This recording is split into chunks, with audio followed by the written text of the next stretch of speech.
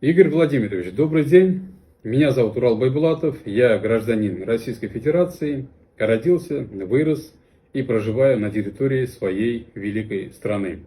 Игорь Владимирович, вы наверняка в курсе, что в последние недели активно обсуждается вопрос разработки хребта Кыртытау в Абзиловском районе. Проходят формальные встречи с жителями, но их вопросы остаются без исчерпывающих ответов.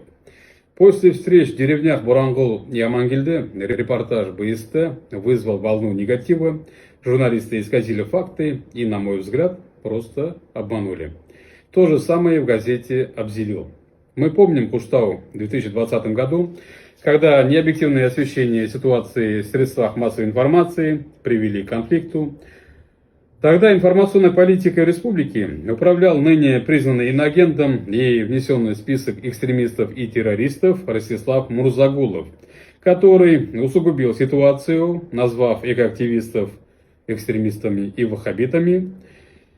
При этом ни один чиновник не извинился, хотя президент страны Владимир Путин отметил правоту народа. Обратил внимание на ситуацию, связанную с конфликтом в республике Башкортостан вокруг башкирской содовой компании. Я прошу правительство Российской Федерации совместно с руководством республики детально разобраться в ситуации, предложить решение. Я думаю, что люди, которые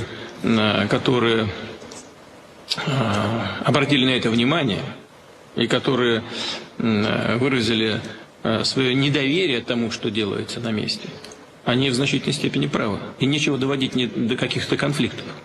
Нужно просто вести диалог с людьми и искать эти решения. Сегодня происходит похожая ситуация. Необъективность, искажение фактов и явный крен в сторону лоббирования интересов разработки Кыртытау, что усиливает негативное настроение уже к самой власти, и это явно не очень хорошее явление. На днях президент Российской Федерации Владимир Владимирович Путин на совещании по теме информационной безопасности нашей страны призвал уделить особое внимание на этот сегмент безопасности. И поэтому мы, жители Республики Башкортостан, хотели бы безопасности по части информационной политики в республике. У нас сегодня в повестке дня вопросы обеспечения информационной безопасности. Вопрос важный, все понимают насколько, особенно для России и сейчас. Игорь Владимирович, есть серьезные основания полагать, что Мурзагулов до сих пор влияет на информационную политику, учитывая, что он подал заявку на вступление в ряды вооруженных сил Украины. Такие манипуляции могут быть частью плана по дестабилизации ситуации в регионе. Поэтому прошу вас обратить на это особое внимание. Также хотел бы обратить ваше внимание на высказывания определенных представителей исполнительной власти. Федеральная лицензия. Федеральный, значит, Москвадан келген лицензия. Ол шул ер хаканып келген Москвада государственный резерв деп. Законсервированный урын. Керек сакта асырдар деп. Кош келип кетти, мына асырга болдулар. Шуга неме эткенде фикер берген. Бит элемсикте яңгы хакта, күй хакта, аңгыры китакта. Барыбыр улар асасакта. Который вопрос разработки Кыртытау подает народу уже как решенный и своим высказыванием игнорирует законы Российской Федерации, нагнетая негативное отношение уже к самому проекту. К важным моментам относится и распространяемая в некоторых телеграм-каналах информация о возможных силовых методах воздействия для достижения положительного решения по разработке карьера со стороны некой общины, базирующейся якобы в городе Екатеринбург, где находится главный офис русской медной компании. Подобные сообщения также вызывают опасения. Местные жители, в том числе и я, не хотим эскалации относительно вопроса разработки Кыртытау. Считаю, что вопрос по этому проекту должен быть решен конструктивно, и для этого нужна открытость со стороны владельца лицензии на геологоразведку, который, презентуя свой проект, должен документально обосновать все свои доводы. Некоторые ученые, лоббирующие разработку, не предоставили доказательств безопасности проекта, а их публичные высказывания вызывают еще больше вопросов. Так, заведующий кафедрой геологии Уфимского университета наук и технологий Владимир Никонов безосновательно утверждает о необоснованности опасений по возможному загрязнению водоемов, которые являются источником питьевой воды для населения десятков деревень Абзелиловского района и Магнитогорской городской агломерации. А также Владимир Никонов публично пугает местных жителей, якобы медная руда под землей отравляет реки, и единственное решение для спасения – это добыча этой самой руды.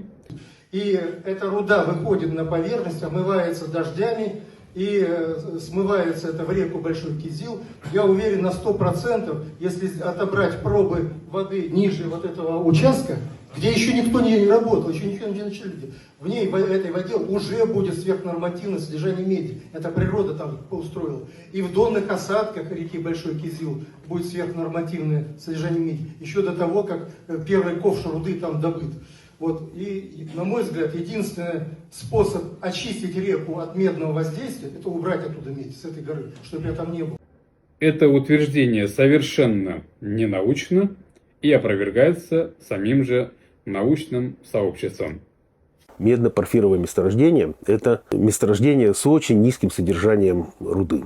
В этом случае, когда у нас содержание руды незначительное, у нас процессы окисления, они уступают процессам нейтрализации. У нас преобладают процессы нейтрализации на месторождении. При этом в медно-порфировых месторождениях не формируется кислых рудничных вод.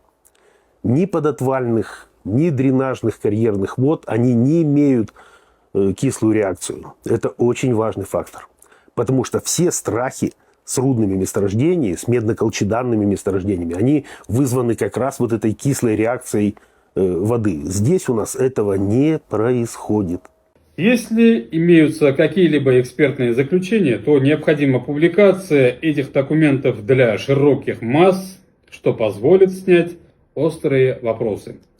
Резюмируя, обращаю ваше внимание на то, что грамотная информационная политика нивелировала бы многие острые моменты, дала бы народу ощущение информационной безопасности и доверия к представителям власти, что очень важно в момент непростой геополитической ситуации и проведения специальной военной операции нашей страной.